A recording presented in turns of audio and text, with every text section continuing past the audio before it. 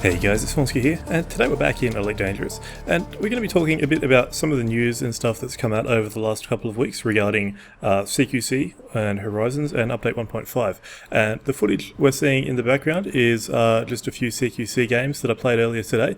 The gameplay is probably not the greatest. It's actually been a couple of weeks since I've been able to play any Elite, so I'm a little bit rusty, and yeah, it just, some of it didn't work out that well, some of it was okay, but that's kind of the realistic experience that you'll get playing CQC, I think, so I guess it kind of shows what the actual game will be like a little bit for most people, I guess. Anyway, that's my excuse and I'm sticking to it. So yeah, let's start off with why I haven't made any Elite videos for a little bit. First off, as I mentioned, I think in the last one, I've been really busy in the real world. That's just something that happens. I'm sure you will understand that.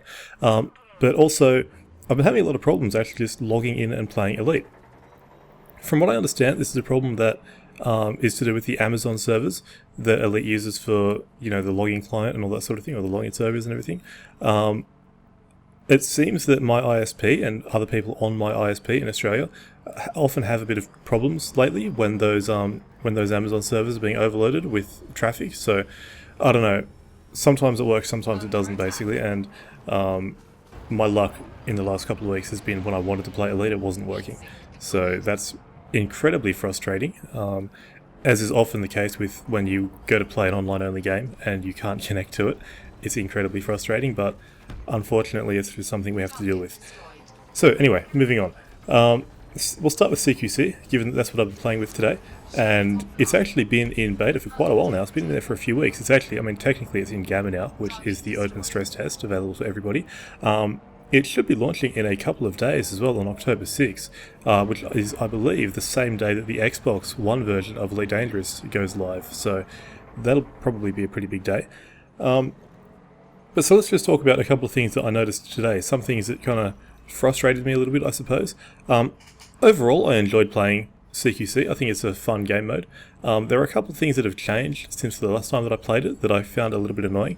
The first is that you can now only target enemies that are ahead of you, like basically ahead of you in your reticle.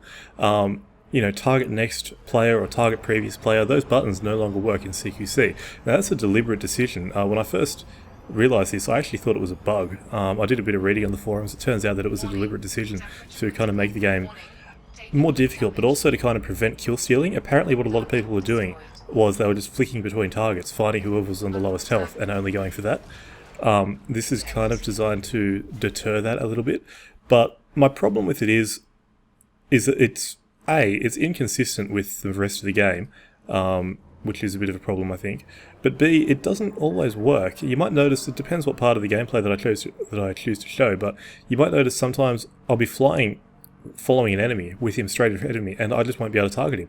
And you won't be able to hear it because I wasn't recording my audio at the time, but I'll be spamming the joystick button for my target straight ahead, and just nothing happens. And I think it's a problem with TrackIR. You may notice, again, depending on what I choose to show, but you may notice I kind of move my head around a bit, trying to find somewhere that I can lock onto the enemy, and sometimes that works. But so yeah, it's just targeting straight ahead doesn't always work, and that's a bit of a problem, and that's the only way you've got to target an enemy player at this point. So I don't know. I don't know if that's going to change or not. Hopefully they'll be able to do something about it though. But it also means that I've basically got one of my main controls that I'm used to using in Elite is completely useless in CQC. That being, because I've got on my joystick, one of my main POV hats on the stick is bound just to targeting. And yeah, all those controls are now useless. So, I don't know. I'm not too happy about that, but again, I guess we just got to deal with it. The other thing I've noticed is that we still are finding high-level enemies in games. Like I was in one earlier today where one guy was level 30 and I was level 5. I think other people varied between 1 and 15. I'm not sure if this is still going to be how it is on launch, or if they're going to tweak the matchmaking to so that only high-level players are playing with other high-level players or something. But I don't know. It's not a huge deal. This is still a fairly skill-based thing. You do get access to better ships and weaponry and components and all that good stuff as you rank up. But yeah, a level 1 can still kill a level 30. It's not like they're completely out of range for that player to do something about, but I don't know, it's a bit weird, I suppose. Maybe the matchmaking can be tweaked later on to do with it, I'm not sure. I suppose the big thing that a rank 30 has over a rank 1 is that the rank 30 just has more experience. They'll know the maps, they'll have probably a bit of a better feel of the ships and all that sort of thing. It's the same basic problems that you find in all FPS games when you've got more experienced players coming up against less experienced players. The experience is definitely an advantage, but that's something you can only pick up with time spent, really. So, I don't know, we'll see what happens with that. Overall, I am enjoying CQC, although to be honest I found that it's not something that I really feel the need to come back to. Maybe that'll be different when it's on the live server. I mean, the thing with playing in the beta servers is that you know that there's going to be a wipe coming, whereas with the main servers you've obviously got your progress which you'll maintain and everything, so maybe that'll be a bit of an incentive to keep going to it. The other thing is, on the main servers I'm about 5,000 light years away from civilized space at the moment, so being able to just jump into CQC and do some shooting as a break from the exploration will probably be a nice thing. So maybe that will prove to be a bit of an incentive as well. But yeah, so that's my feelings on CQC. I'm interested to see how you guys are finding it, you guys who've been out playing it. Obviously it's been open to the public now for a while, now that it's in the gamma stress test sort of phase, so plenty of people should have been playing it at this point, I think, so interested to see what you guys think. But anyway, let's move on to some of the news about update 1.5 that's come out over the last couple of weeks, just in the newsletters and everything. So the first thing I'll start with is that apparently for all people who backed at the beta level in Kickstarter, you'll be getting a Viper Mark IV for free. Now, I'm not sure if this is just people who backed on Kickstarter, or if it's people who purchased up to the standard beta. The wording of the emails and everything has been that it's Kickstarter, like it deliberately does say Kickstarter, as opposed to having purchased the standard beta from the store. I'm still not sure. I mean, personally myself, I bought the standard beta from the Elite store, so I didn't use Kickstarter, but I don't know, I guess we'll just have to see how that plays out, or maybe it'll be clarified by a developer at a future point, I'm not really sure. Maybe it already has been, and I just haven't seen it. But anyway, Viper Mark IV, so that's going to be one of the new ships that comes out in update 1.5. I don't know if it will be only available to beta backers, or if it will be available for purchase for everybody else, and will like beta backers just get it for free? Not really sure. Anyway, that's one thing that we've found out about. The other thing is bobbleheads are coming back out. You may remember these if you played in the beta. The ships actually had, or I think most ships, maybe only the side one, I actually can't remember, but they had a little bobblehead just in the cockpit. That was removed at some point during the beta. Apparently it was causing performance issues or something like that. A lot of people have been asking for them to come back with the expectation that they will be a paid cosmetic item, and that seems to be exactly what's happening. So I think some of them are already available in the Elite store, including a David Braben one for whatever reason, which is a limited one actually, that will stop being sold on October 7th, I believe, although the Frontiers has said that it'll probably come back at a later date with a different appearance. Basically they'll sell different ones, or they'll sell the same ones with different appearances between different seasons or something like that. Anyway, bobbleheads are making their return, but you'll have to buy them to get one. Personally, I don't think I'll buy one. It would be really nice if you had some sort of in-game way of earning at least one or two of them, as opposed to having to buy them all. Maybe there will be, I'm not really sure.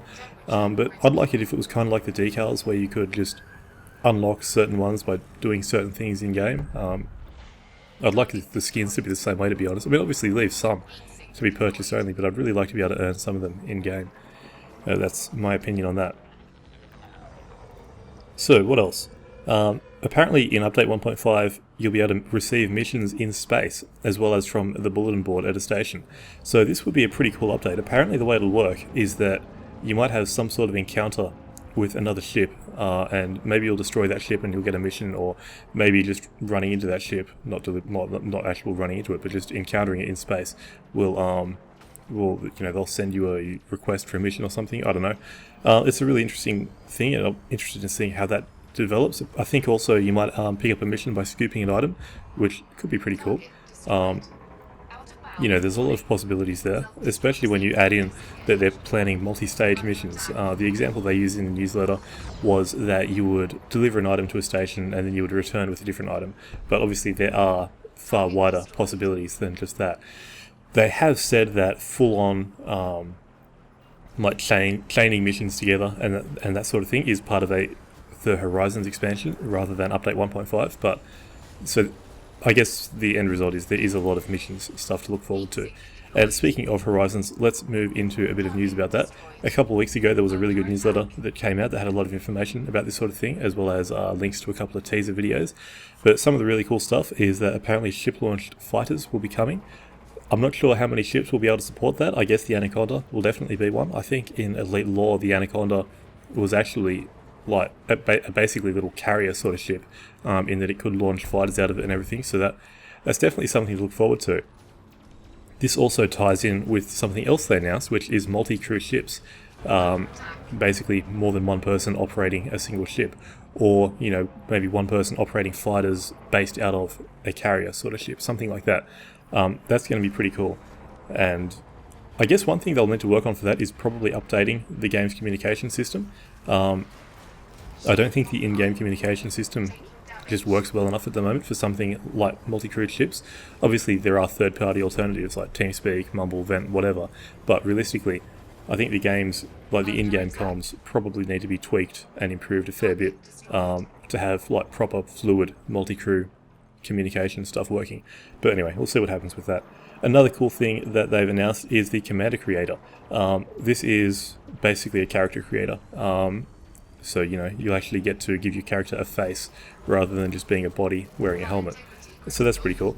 Obviously this is, first person stuff has been planned for Elite for a while. It's not announced as being part of Horizons, but I think a commander creator or a character creator is the first step towards that. So yeah, that'd be really interesting to see. And obviously you can do your best to make the ugliest character possible, which personally is what I'll be aiming for, I think.